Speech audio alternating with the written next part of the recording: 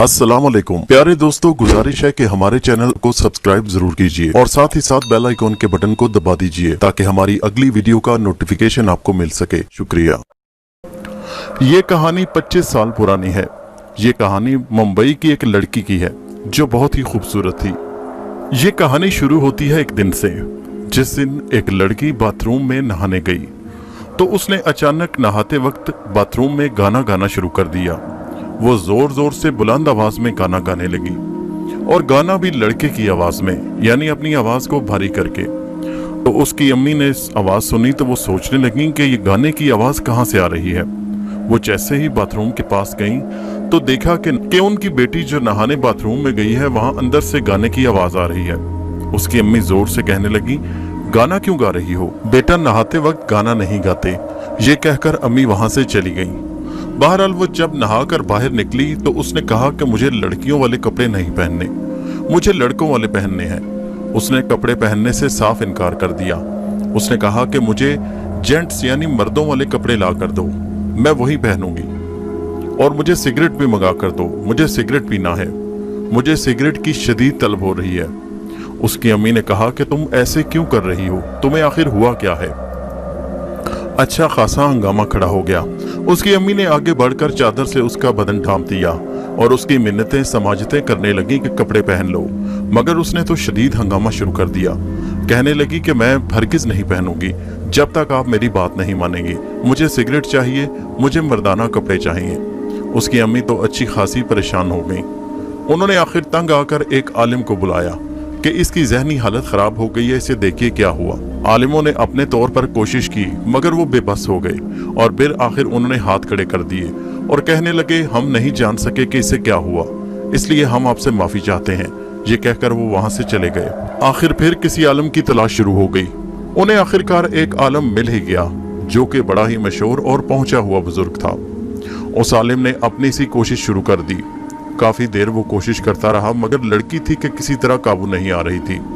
लेकिन बिल आखिर आलिम ने भी हिम्मत नहीं हारी। आमिल साहब ने बिल आखिर उसको अपने काबू में कर ही लिया और उससे कहने लगे कि तुम इस लड़की को क्यों परेशान कर रहे हो? पहले उसने बहुत नाटक किया, वो बताने से गुरेजा था कि वो लड़की के जिस्म पर क्यों काबू हुआ, लेकिन फिर बिल आखिर उसने अपनी बात सुनानी शुरू की। उसने कहा कि मैं एक नौजवान लड़का था, बुरे दोस्तों की सोहबत में पड़ गया था। मेरे दिन और रात ऐसे लोगों के साथ गुजरने लगे जो अच्छी शोहरत के मालिक नहीं थे। कहने को तो मेरे दोस्त, मगर छोटी छोटी बातों और लेन देन के झगड़ों पर मरने मारने पर उतर आते। एक दिन मेरे दोस्तों ने मुझे अपने साथ जंगल में घुमाने फिराने का इरादा जाहिर किया। मैं नहीं जानता था कि वो अंदर से मेरे खास दुश्मन थे। उन्हें मेरे साथ अदावत और दुश्मनी थी। वो मुझे जान से मारने के इरादे पर उतरे हुए थे और फिर मुझे लेकर वो जंगल की तरफ चल पड़े। जंगल में उन्होंने मुझे अकेला पाकर मुझ पर हमला कर दिया। मैं एक था और वो मुझसे एक से ज्यादा। मैं उनका मुकाबला न कर सका और उन्होंने बिल आखिर मेरे टुकड़े टुकड़े कर दिए। वो मुझसे बहुत नफरत करते थे। उन्होंने खुदा जाने मुझसे किस बात का बदला लिया। उनके दिल में न जाने कब से मेरे खिलाफ नफरत पल रही थी और बिल आखिर उन्होंने मुझे मार ही डाला। मेरे टुकड़े टुकड़े करने के बाद उन जालिमों ने मुझे जंगल में फेंक दिया। मेरा जिस्म तो खत्म हो गया मगर मेरी रूह को करार नहीं था। मेरी रूह बेचैन उस जंगल में भटकती रही। उन जंगलों से निकलकर मैं भटकता हुआ इनके घर के सामने एक पेड़ के ऊपर अपना मस्कन बनाकर रह गया। फिर वहीं मैं दिन रात बैठा रहता। ये लड़की वहां से अक्सर गुजरती और मुझे बहुत अच्छी लगती थी। मैं इस पर दिलो जान से मर मिटा। फिर आज मौका मिलते ही मैं इसके जिस्म पर काबिज हो गया। अब मैं इसे हरगिज नहीं छोड़ूंगा। आलिम साहब ने जब ये सुना तो बोले, गुस्ताख बेअदब इंसान, ये तेरी दुनिया नहीं, तुझे अपनी दुनिया में वापस जाना होगा। ये तेरी दुनिया नहीं है, ये जीते जागते इंसानों की दुनिया है, जबकि तू मर चुका है, तेरा जिस्म फना हो चुका है। वो कहने लगा, जिस्म तो फना हो चुका मगर मेरी रूह को करार नहीं। फिर आलिम साहब के पूछने लगे कि तेरी रूह कैसे इस बेचैनी से छुटकारा पाएगी? तो वो कहने लगा, अगर आप मेरी लाश के टुकड़ों को दफन कर दें, पहले उन्हें गुस्ल दें और उनकी इज्जत और एहतराम से तदफीन करें, तो फिर मेरी रूह को सुकून मिलेगा और मैं ये दुनिया छोड़ दूंगा। अब आलिम साहब तो बेचारे परेशान हो गए कि उसके लाश के टुकड़ों को कहां से लाया जाए।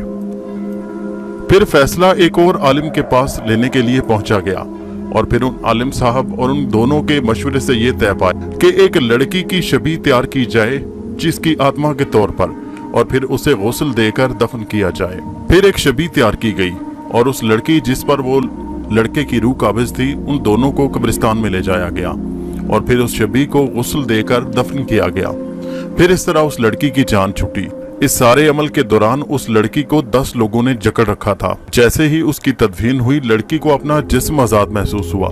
जब उसने अपने आप को कब्रिस्तान में पाया तो वो बड़ी हैरान हुई। इतने मर्दों के दरमियान वो अपने आप को देखकर घबरा गई। लड़की को जब उसके घर वालों ने तमाम हालात बताए तो वो बड़ी हैरान हुई। वो इन तमाम बातों से बिल्कुल नाशना थी, मगर आज भी वो लड़की अपने बच्चों और खामन के साथ अपनी जिंदगी बहुत अच्छी बिता रही है। इस कहानी को अपने दोस्तों सहेलियों के साथ व्हाट्सएप और फेसबुक पर जरूर शेयर कीजिए। हमारे चैनल को सब्सक्राइब कीजिए। शुक्रिया।